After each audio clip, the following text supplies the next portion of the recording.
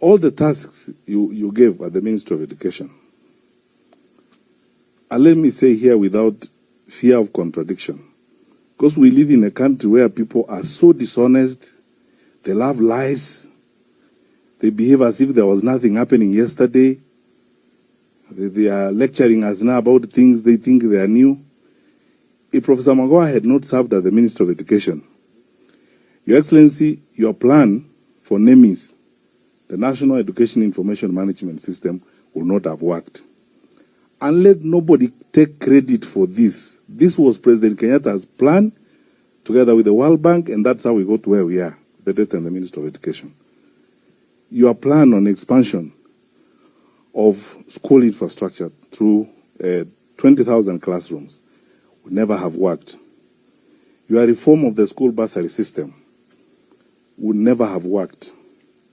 The school desks program, I remember when you demanded of us that we move money to the villages and get carpenters in every village and have the desks done in the villages. We celebrate Professor, and we sincerely submit ourselves to the Lord and say this man actually completed his work. He was full of energy. He did all of his work.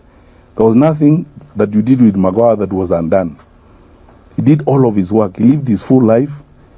Was never bored any minute. He never knew a moment for stories. And I have to say this, because again, this is another aspect of our society. In a country where these days we hardly go through a day without being reminded about regions, who comes from what region and what region is important, what region should own government, and so on and so forth. Not once. And we hired across the board, we had many discussions.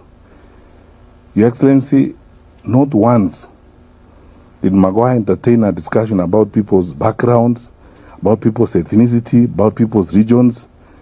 Magoha was driven by only one consideration: delivery and excellence in getting the work done. His disdain for politics was not concealed, and his impatience for mediocrity was real.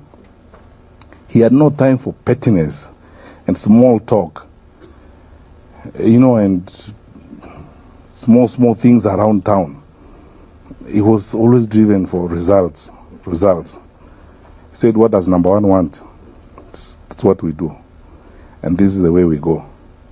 For all of us who worked with Professor Magoha in cabinet, and for me and my colleagues in the education sector in the last 5 or 6 years, we'll be everlastingly grateful to God for the life of this, our wonderful brother.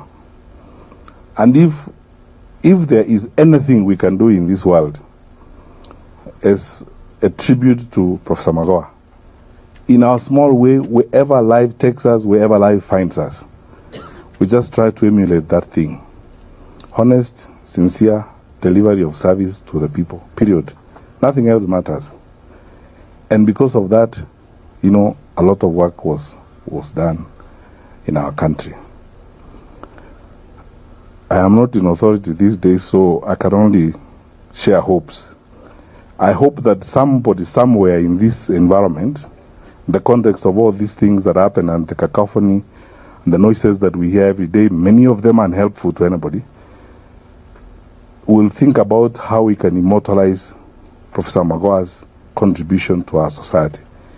Either one university will create a chair and name it after Professor Magoha, or a scholarship program and name it after Professor Magoha, or name a research program after Professor Magoha. And actually, if people were to be very honest and sincere, like the universities, and do something like that, a lot of us ordinary citizens of this country who admired his life and had an opportunity to work with him will make our small sacrifices and contribute to that, because that is the greatness of our society. Magoha exhibited the best of Kenya, not the worst of Kenya, the best of our country. And I believe when I see some of the things I see somewhere, someplace these days, I believe Kenya is better than this. And I think about great people like Professor Magoha.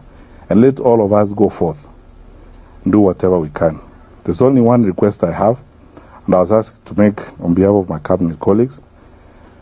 Mama, I'm told there are 1 or 2 kids that Professor Magoha was supporting for school fees. Michael, my cabinet colleagues, those of us who served with Magoha in cabinet, under the leadership of our president, we will make a contribution, because the president told me to talk to my colleagues in cabinet to see whether there's anything he can help us to do to support 1 or 2 of those kids that Magoha was supporting.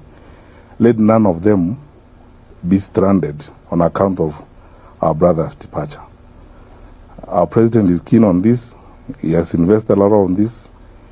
He will help us and guide us to try and help some of those kids so that they are not stuck. And we will work together the way we have worked together, quietly with my brothers and sisters, ex-PSS, so that we also honor our colleague, because I think it's a morally right thing to do.